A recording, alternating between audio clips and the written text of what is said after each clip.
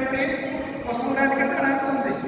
అందుకే మీ ఆవిడ నవ్వుతుంది, కంపల్సరీ మీ ఆవిడకి నవ్వు పుట్టిస్తానని. ఇస్సాకు అంటేనే నవ్వు అని అర్థం. ఆ నవ్వులు కొడుకని ఇస్సాకును ఎవరిచ్చాడు? దేవుడిచ్చాడు. ఇస్సాకు పెద్దవాడే పాలు ఇచ్చిన దినాన్న అబ్రహాం ఏం చేశాడంట? విందు చేస్తే ఈ ఇస్మాయిల్ ఇద్దరు కూడా ఏం చేస్తున్నారు? నేను ముందు పుట్టాను, మా నాన్న నాకు ఏమీ చేయట్లేదు అని ఇస్మాయిల్ సో నా కొడుకేమి చేయట్లేదు అని చెప్పి ఆగరు. ఎవరిని తింటున్నారు? ఇస్మాయిల్ని, శారమ్మని తిడుతున్నారు. ఈ మాటలు ఎవరు చెవులు పడ్డాయి? శారమ్మ చెవులు పడి అబ్రహాం పిలిచి ఇది అసలు ఇది కొడుకున ఇంట్లో ఉండడానికి వీళ్ళేది వీళ్ళిద్దరిని వెళ్ళగొట్టి అని చెప్తే వాళ్ళిద్దరిని ఏడ్చుకుంటూ పంపించాడు. ఎవరు? అబ్రహాం ప్రార్థన చేశాడు. సరే, ఆ రోజు నువ్వు ఎవరి మాట విన్నావు? శారమ్మ మాట విన్నావు.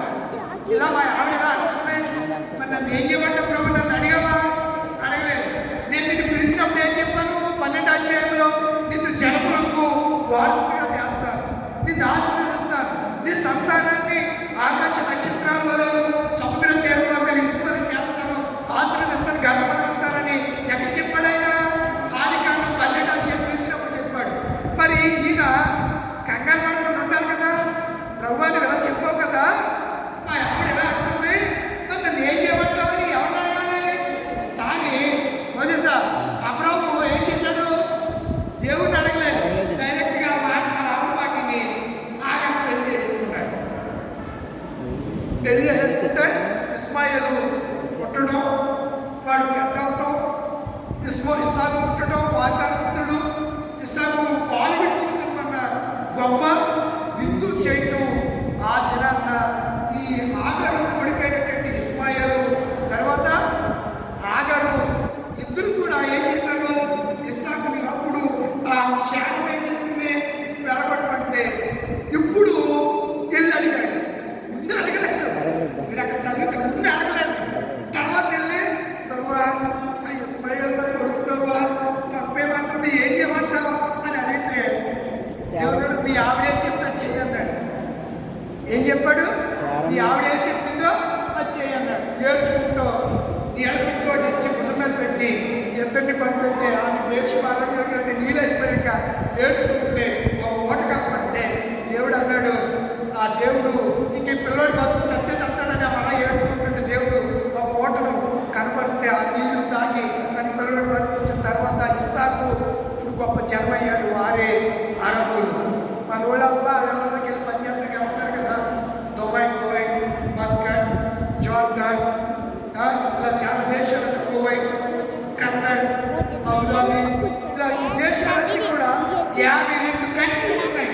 ఇస్మాయిల్ సంతానం, ఆగరు సంతానం, అబ్రహాము పుట్టినటువంటి ఈ ఇస్మాయిల్ సంతానం 52 దేశాలు ఉన్నాయి. ఎన్ని దేశాలు?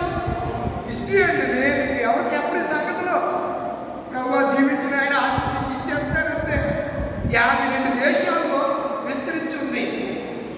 బాగా వాళ్ళకి ఆ రోజు ఆమె నీటి కూడా చూసింది. ఇప్పుడు భూమితో అవుతారు, భూమి నుంచి ఏమొచ్చేస్తుంది? పెట్రోల్, క్రూడ్ ఆయిల్ వచ్చేస్తుంది. అమ్ముకుని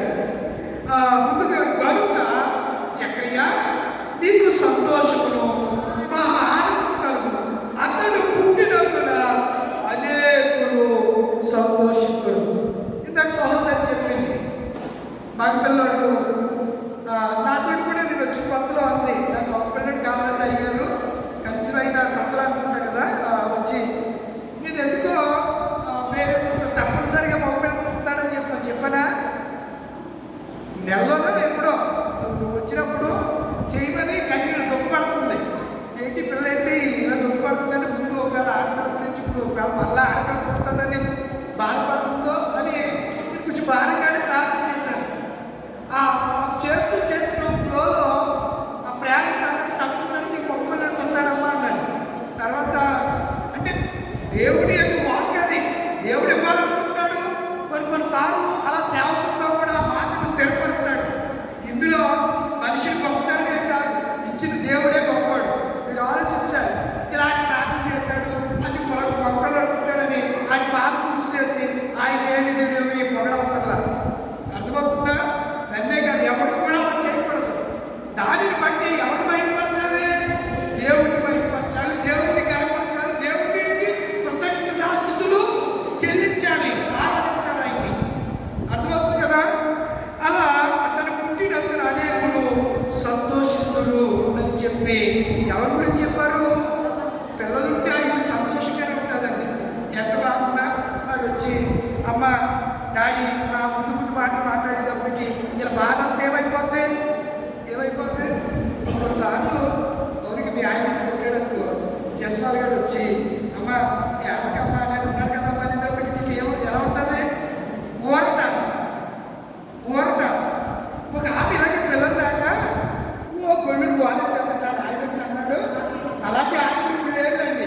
ఆయన అన్నాడు సమూయేలు మొదటి గ్రంథం ఏమన్నాడో చెప్తాను మీకు. సమూయేలు మొదటి గ్రంథంలో తీసుకోండి. సమూయేలు మొదటి గ్రంథం ఏమన్నాడో అయ్యారు ఆయన ఏమన్నాడో మీకు నేను జ్ఞాపకం చేస్తాను. చూడండి, సమూయేలు మొదటి గ్రంథము 8వ వచనం చదువు. కనుక ఆమె భోజనం చేయక ఏడ్చుచు వచ్చింది. ఎవరు? ఎందుకు ఏడుతుంది? 7వ వచనం. ఎల్కానా అదే ఆమె ఉంది కదా, పిన్నిన్న అన్న మాటల గురించి ఏడుస్తూ ఉంది. ఆమె ఏడుస్తూ ఉంటే ఆమెకి ఏకేక వెళ్తున్నారు. అన్న యోగ మందిరానికి వెళ్తుంది, అయినా ఏడుస్తుంది. చూడండి, 8వ వచనం. కనుక ఆమె భోజనం చేయక ఏడ్చుచు వచ్చింది. ఎందుకు ఏడుస్తుంది? పిన్నిన్నకి పిల్లలు ఉన్నారు, ఇంకేమో పిల్లలు లేదు. ఆమె తాకిని తట్టుకోలేకపోతుంది. మాట్లాడితే ఊరికే అన్నదాన్ని నీకు గుర్తుపోద్దాన్ని, అందుకే నీకు దేవుడు పిల్లలు ఇవ్వలేదే, నువ్వు ఎలాంటి దాన్ని అని అంటుంది. ఎవరు? పిన్నిన్న ఏడుస్తుంది. దేవుడి మందిరానికి వస్తుంది, అయినా కానీ ఆమె దుఃఖ నివారణ పొందట్లేదు. ఆమె ఏడ్చుచు వచ్చింది. ఆమె పెనిమిటి ఎల్కానా అన్న నువ్వు ఎందుకు ఏడ్చుతున్నావు? నువ్వు భోజనం వారట ఏలని అడిగాడు. ఏం తిట్టలేదు. మీరు కూడా కోపం ఇచ్చినప్పుడు మంచం ఎక్కేస్తారు కదా, ఎక్కలేదు. అబద్ధాలు అడగండి. మీ ఆయన వచ్చి ఏం చేయాలి? బతిమాలా? మీరు ఎప్పుడు అందుకే నాకు అలాంటి గొడవ రాలేదు. ఎప్పుడు నిజంగా అంతగా చెప్తాను, ఎప్పుడు మాకు అసలు సమస్య గొడవలు రాదు మా ఇద్దరికి. అసలు ఎప్పుడు వివాహం అయ్యి మా వాడికి ఇప్పుడు 20వ సంవత్సరం, 19వ సంవత్సరం. అది ఎప్పుడు అసలు ఏదో కొంచెం వేరే విషయాల్లో ఈ ఆడలు ఉంటుంది కదా, ఏదో అత్మానం బాగుందని అత్మానం వెళ్ళిపోతే ఒక పెట్రోల్ ఎంత అవుతుందంటారు. అప్పుడు నాకు కోపం వస్తుందన్నమాట. ఆ గొడవలే తప్ప నాదేమో బాగా పెద్ద ఫ్యామిలీ.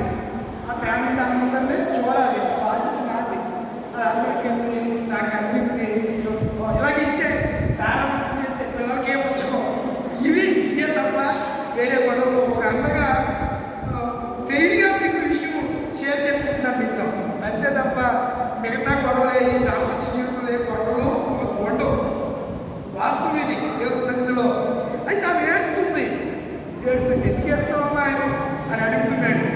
అడుగుతూ రోజులు మాట్లాడాలా, నీకు మనోవిచారం ఎందుకు కలిగింది అని అర్థమైపోయింది. నీ మనోవిచారం ఏంటో నాకు తెలుసు అని. 10 మంది కుమారులు కంటే నేను నీకు విశేషమైన వాడను కానీ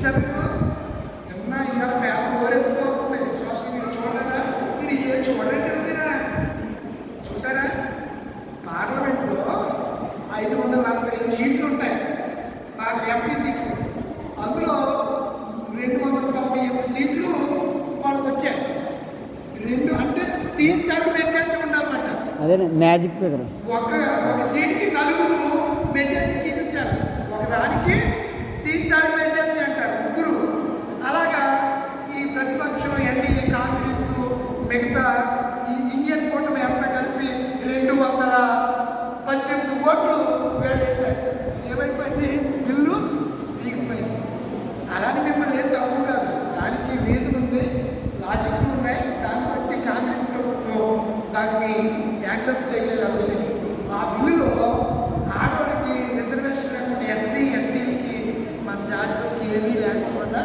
అన్ని ఇప్పుడు బ్యాంకులకి రాజులకి ఆ ఆడవాళ్ళు అందరికి ఇచ్చేసి మనకు ఉన్న రిజర్వేషన్ కూడా తీసేయడానికి బిల్లు పెట్టాడు ఎవరు మోదీ గారు అమిత్ షా గారు అందుకని రాహుల్ గాంధీ గారు ఏం చేశాడు అలా కుదరదు ఎప్పుడు ఎస్సీకి ఎస్టీలకి ఎలా ఉంటుందో అలాగే ఉండాలని వెళ్ళిపోయాడా ఈ బయట ఇంటి బాధించారు అని చెప్పి దాన్ని ఏమైపోయింది ఇప్పుడు రేపు పొద్దున్న ఈ క్రిస్టియానిటీ బిల్లు కూడా అలాగే మనకి ఎవరైనా సపోర్ట్ చేస్తే ఏమవుతుంది అంతే దేవుడు వారికి ఏమి ఇచ్చేస్తాడు కన్నీరు అన్నానికి ఏడవలసిన పని అన్న దేని కొరకు ఎడుతుంది గర్భఫలం కొరకు ఇచ్చాడా దేవుడు లేదా ఇచ్చాడా అందుకే ముగింపులోకి వస్తూ నేను చెప్పాలనుకున్నాను గర్భఫలము యోహించు రెండో మాట చెప్పు ముగిస్తాను నీ లోగిట అర్థమవుతుందా నీ లోగిట ఏ ద్రాక్ష వలె మిగతా చెట్లు ఫలించబెట్టి ద్రాక్ష వల్ల ఎందుకు పెట్టాడు అక్కడ ద్రాక్ష వల్ల ఫలించాలంటే ఏం కావాలి తమ్ముడు జాకోబు ఇంటి దగ్గర ద్రాక్ష పాదుకి పందిరేసాడు తమ్ముడు వేసావు కదా ఉందా పందిరేసాడు ఇప్పుడు ద్రాక్ష అంతా దేని మీద అవుతుంది హస్బెండ్ ఏ బెడ్ హస్బెండ్ అంటే భర్త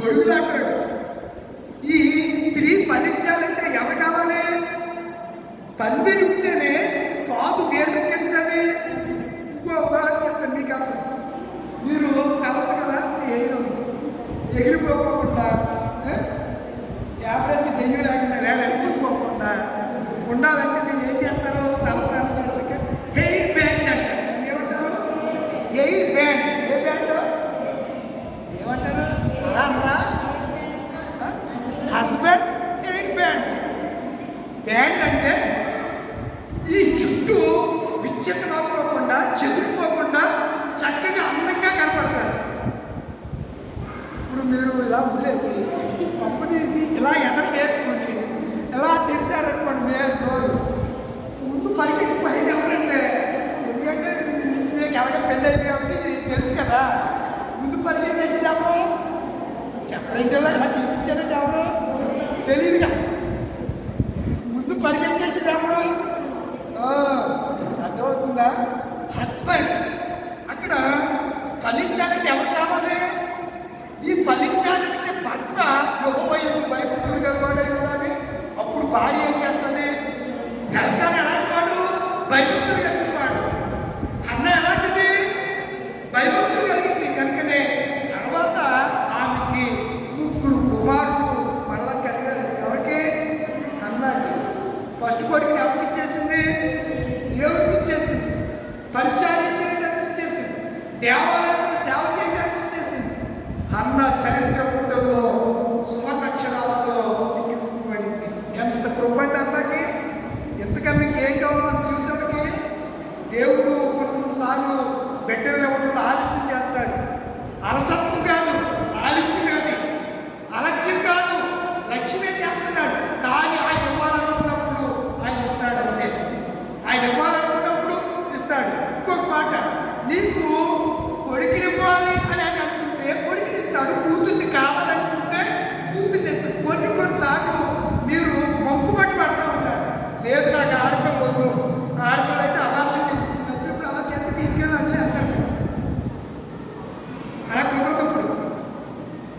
డాక్టర్ గారు కూడా తీసుకెళ్ళి అట్లెట్ పడతారు. అర్థమవుతుందా? లింగ నిర్ధారణ పరీక్షలు చేయడానికి అవకాశం లేదు. గర్భంలో బేబీ ఎలా ఉందో చెప్పడం వరకే, అంతే తప్ప ఆడపిల్ల మొక్కలేదని చెప్పాడా వాడి హాస్పిటల్లో తెల్లారి సీలే మనకి ఏముండదు.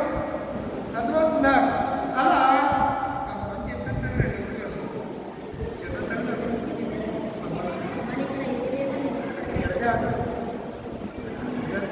లేదంటే కోటేశ్వరుడు ఉంటాడు, ఈ ₹1,00,000 పెట్టుకుంటే ఆ చేతిలో అన్నాడు అనుకోండి దేవుడు కదా, పోయింది ఏమో చెప్పాడు కదా. అలా మనకు పరిస్థితులు జరుగుతూ ఉన్నాయి. కానీ దేవుడు నీకు ఎవరిని ఇవ్వాలంటే వాడిని. అలాగే రాయని కూడా చాలా కాలం పిల్లలు లేదు. ఆ అక్క అసలు పడిపోయి నువ్వు నా పిల్లలు పోతే చచ్చిపోతానని అడిగింది. ఎవరినే యాడో ఆదికాడ పుట్టినోడు ఉంటారు. ఇదేంటి పని కదా, నేను పిల్లలు నేనే ఉన్నాయి, అసలు నువ్వేం మాట్లాడుతున్నా ఏమైనా అర్థమవుతుందని యాకోబు గారు కోపడ్డాడు. ఆ తర్వాత పిల్లలిచ్చే దేవుడు అని చెప్పాడు. గర్భఫలంగా ఊహించు. ఆ మాట బాగా పుచ్చుకుంది. వెళ్ళి అన్ని ప్రార్థన చేయడం ఉంటుంది. వెంటనే దేవుడు ఆమెను జ్ఞాపకం చేసుకుని ఆమె గర్భం తెరిస్తే ఎలాంటి పుట్టాడు? దేశానికి రాజు అయినటువంటి యేసే పుట్టాడు. ప్రపంచ నలుగురికి వ్యాపించిన బెన్యామీను పుట్టాడు. కాబట్టి ఎవరు పుట్టాడు? బెన్యామీను యేసేపులు ఎవరు కొడుకులు? రాహేలు కుమారుడు. ఇద్దరిని దేవుడు ఆశీర్వదించాడు లేదా? సమూయేలును ఆశీర్వదించాడు లేదా? యోహానును ఆశీర్వదించాడు లేదా? అలా ఆరు దయాలను కూడా దేవుడు ఆశీర్వదించాలని మనస్ఫూర్తిగా నేను కోరుతున్నాను, ప్రార్థన చేస్తున్నాను. వారిని కాదు దేవుని భయభక్తులు కలిగి బిడ్డలాగా. ఇది చాలా పెద్ద అంశం. ఆ ద్రాక్షవల్లి గురించి నా హస్బెండ్ ఆ పందిరి అని చెప్తే 2 గంటలు పడుతుంది. రేపు పొద్దున మీరు ప్రార్థనకు రాకపోతే వస్తారు మీరు, అందుకే వదిలేకుండా. అగ్రీతిగా దేవుడు వారి హృదయాన్ని ఆశీర్వదించును గాక. ఆమె కేక్ పట్టుకుందావా? తెచ్చారా? కేక్ కటింగ్ ఉందరా? చిన్న కేక్ ఆ బాబు తీసుకుని ముందుకు వస్తే కేక్ కట్ చేయొచ్చు. హాయ్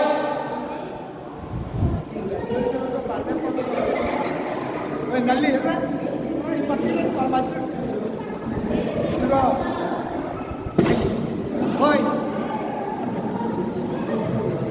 మళ్ళీ నువ్వు ఎలా వచ్చి అక్కడ సిద్ధాబంతులు అక్కడ దగ్గర ఈడంటే ఇష్టం ఎక్కువ నీకు. ఇలా రా, కొట్టుకున్నారని కొడతాను మరి నేను ముందు కొడతాను. ఆ పిల్లలు ఏది మొత్తం ఇప్పుడు 3 తీరిందండి అప్పుడే దానికి.